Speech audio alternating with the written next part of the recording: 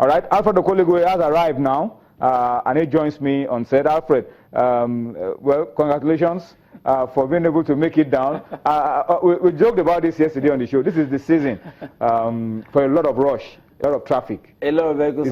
It's the Utah season. A lot of vehicles. It's to be expected. And it's expected, but I guess sometimes maybe better planning will just help in all of the you live a lot earlier. I'm really delighted to be here too. All right. Well, while you were away, Alfred, I mean, the story of the Falcons has been the major story in Nigeria for quite a while.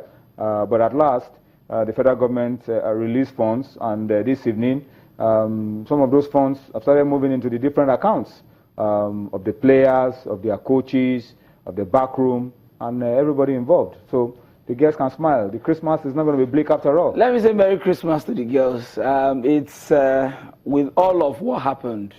For me personally, I think it's a big dent on our image. The way it went at the end of the day, it just puts us out there as perhaps people who do not take ourselves seriously. But I think all is well that ends well. Yeah. Some people might not be happy with the way and manner they went about it. But hey, if it had not happened, perhaps the Christmas would have been a bleak one. It would have, I mean... apart from the girls, the guys are also benefiting, because their bonus for the Algeria game have also been paid. That's for the Super Eagles. So I mean, credit must go to the girls, that they just stood their grounds that, hey, we don't have to turn this way. I mean, if you look at the way their counterparts elsewhere were received, it just tells you how, I mean, the girls that we maybe we take a lot of things for granted. Maybe we just felt that on our own part, we just felt, okay, there is recession. We've won it 8 times. 8 times, we can do without it. And these girls just felt that they give so much, and they need to be appreciated. I mean, whether you like it or not, many of these girls, whether you want to accept it or not, are breadwinners for their families. And they just feel that, hey, we've given so much. We go out there, we interact. These girls that play for other countries are personal friends. We know how we relate, and we know how their federations treat them. And it's not good enough that we just left alone. And now that perhaps moving forward, I think there should be a policy where we know they are not asking for anything extra. They are asking for what we agreed that they will get at the end of the day. I mean, I know it's bad, but I don't think it's that bad to think that we are the only ones that are passing through recession. You look at other sports. We're not even talking about football now. You look at other sports. You look at the World Championships. People from other countries, Niger, Ghana, they are going for World Championships. We are going for different sports. For us, which one are we going to? Football, I mean, credit must even go to the NFF for what they've been able to do so far. I mean, on front, take part in competitions and the rest of them. For us, broader perspective, what is the attention we are paying to sportsmen, to other sports? Are they going to World Championships? We know Are they going for competitions? Are they going for competitions? Are they going for elite competition? Now, the IAAF have set new standards. New standards for World Championships. Are finding it difficult to meet these standards. No events. Now we need events to meet these standards to go for this World Championship. If nothing happens, that means if we don't go for those competitions, we don't meet those standards. These athletes will sit back. Nothing will happen. All is well. I mean, I know it's bad, but it's not that bad. We hope that things will improve. Let me run very quickly to some of your comments on Twitter, and I want to ask you to please keep these comments coming. Paul Akioyamen says it's good to hear of the Falcons pay issue. He says that President Buhari will need to host and thank them in person and apologize to them. All right, so well, makes a lot of sense. Paying for the African Women Championship, these payments, we need to clarify, is for participation and winning the African Women Cup of Nations. No, thank you. So it's different. It's different from what we anticipate. I will say thank you. For a thank you from Mr. President. Is that winning the African Women's Nations Cup? Is that record 8 times? Yeah, but even if thank you is not coming, a reception is not going to be out of place. To say thank you to the girls. So Pobia and the girls taking selfies and the rest of them. I mean, it just gives them a sense of because I imagine that if it were the guys, if it was the Super Eagles that won the Nations Cup, people have been jumping. Country would have been hosting the team. All right. But on a more serious note, I think the president will. It won't be out of place to receive these girls, thank them, apologize to them on behalf of the nation. It's better late than better late than never. Okay, so Salami Sadiq says, I'm so glad that the Falcons have been paid. I just hope we won't have to witness this ugly situation again, and that the NFF should seek alternate means of funds generation. That's what we've always said. There should be a new way of trying to raise funds so that we can meet up to our obligations. A lot of people have been saying we should cut down on the number of competitions we go for, but then it's a very tricky one because when you look at the impact that our participation has made in age grade competitions and what we have thrown up in terms of the talents, it's difficult to just knock them off. It's difficult to say don't be part of it. I mean, these girls, for whatever the way you want to look at it, this is the pinnacle of their career.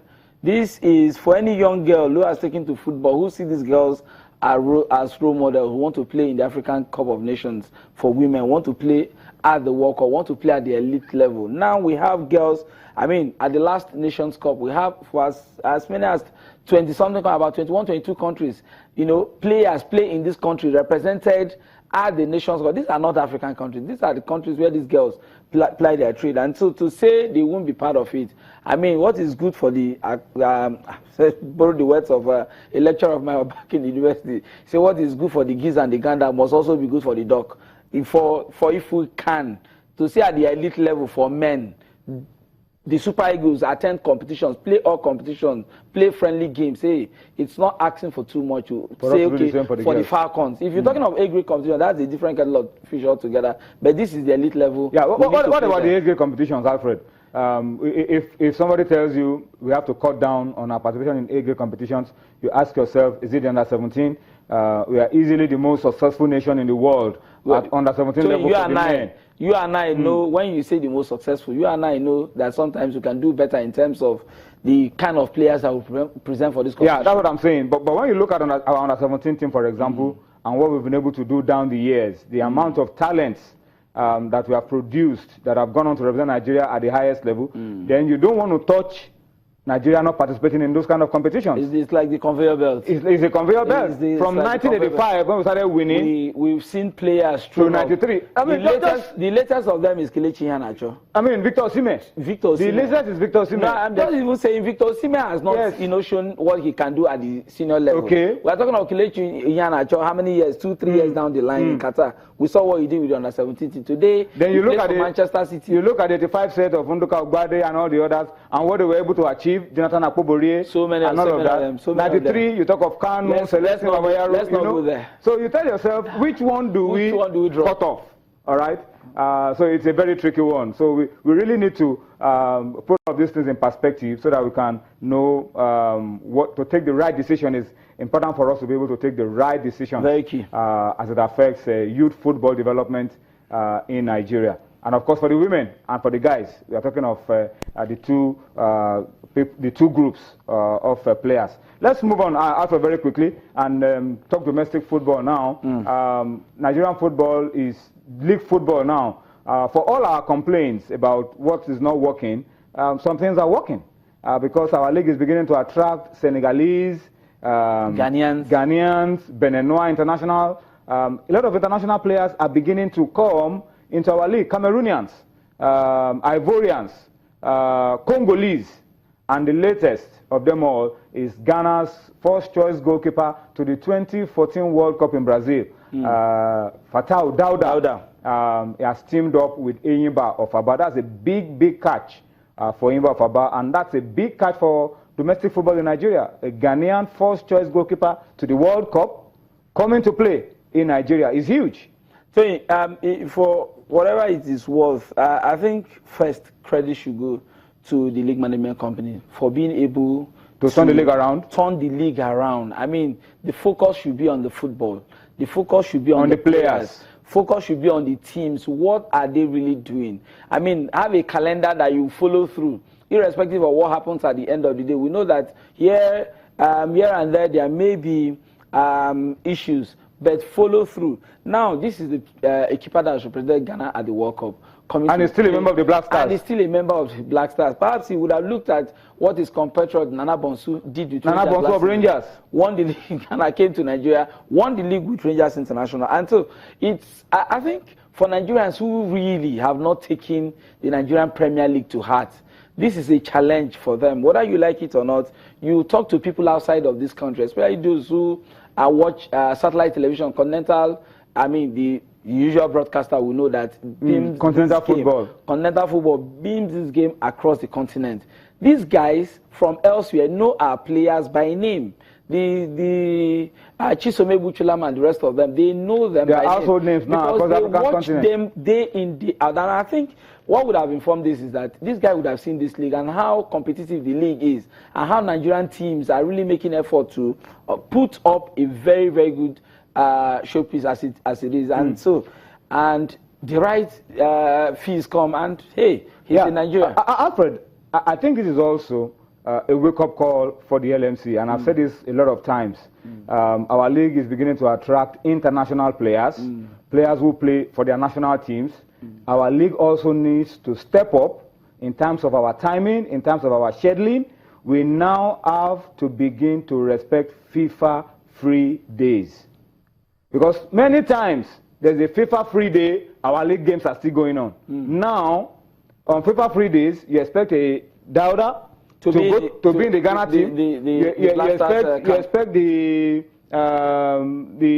guy in Ifeanyi, the Congolese guy, if he's called up by his team, to be with the national team. Ezenwa. The goalkeeper of Ifeanyi, Super Eagles player, you expect him to be in camp. And a few of the other guys who are the Solomon Jr.